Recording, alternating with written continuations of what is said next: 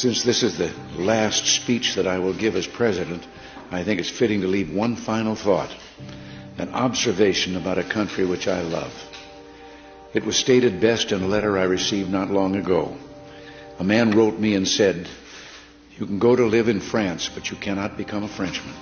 You can go to live in Germany or Turkey or Japan, but you cannot become a German, a Turk, or Japanese. But anyone from any corner of the earth can come to live in America and become an American." Yes, the torch of Lady Liberty symbolizes our freedom and represents our heritage, the compact with our parents, our grandparents, and our ancestors. It is that lady who gives us our great and special place in the world. For it's the great life force of each generation of new Americans that guarantees that America's triumph shall continue unsurpassed into the next century and beyond. Other countries may seek to compete with us, but in one vital area, as a beacon of freedom and opportunity that draws the people of the world, no country on earth comes close. This, I believe, is one of the most important sources of America's greatness. We lead the world because, unique among nations, we draw our people, our strength, from every country and every corner of the world. And by doing so, we continuously renew and enrich our nation. While other countries cling to the stale past, here in America, we breathe life into dreams, we create the future, and the world follows us into tomorrow. Thanks to each wave of new arrivals to this land of opportunity, we're a nation forever young, forever bursting with energy and new ideas, and always on the cutting edge, always leading the world to the next frontier. This quality is vital to our future as a nation. If we ever closed the door to new Americans, our leadership in the world would soon be lost.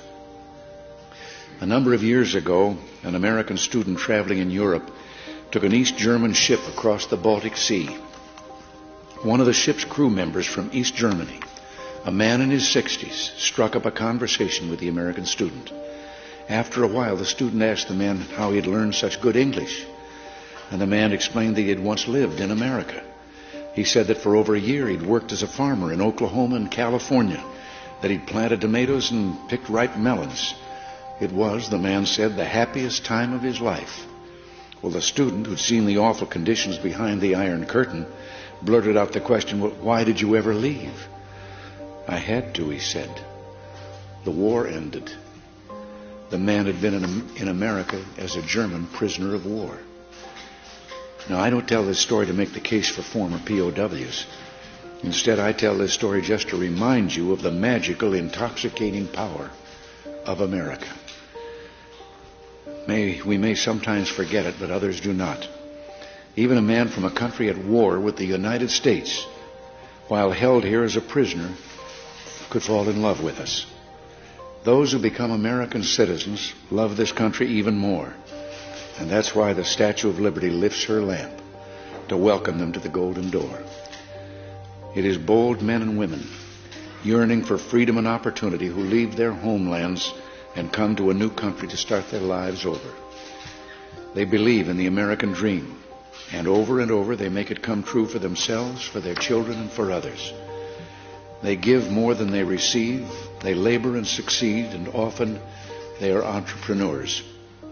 But their greatest contribution is more than economic, because they understand in a special way how glorious it is to be an American. They renew our pride and gratitude in the United States of America, the greatest, freest nation in the world, the last best hope of man on earth.